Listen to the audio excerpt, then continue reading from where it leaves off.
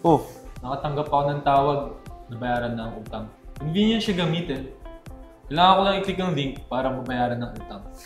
kuya, nag-apply ka ng 40,000 pesos loan sa Mabilis Cash. Magbayad ka na lang direkta sa app at huwag ka mag-click ng kung ano-ano mga link. Pero sabi nila sa akin na i-click ko to ngayon, makakuha ko ng repayment discount. Scam yung mga tawag na natanggap mo. Ang Mabilis Cash ay isang formal na loaning app at certified ng SEC. Hindi ka nito hahayaang mambayad sa pamamagitan ng mga link at message. Ang tanging paraan lang ay tamang pagbayad sa mismong app, kaya huwag ka magpapaloko dyan. Ano ang dapat kong gawin para mabayaran ng utang? Simple lang. Kailangan mo lang buksan ang app at dumaan sa normal na proseso sa app para makapagbayad. O maaari mong tawagan ng customer service sa Mabilis Cash at hayaan sila ang gumawa para sa'yo. Ay, hindi na ako maloko dun ah.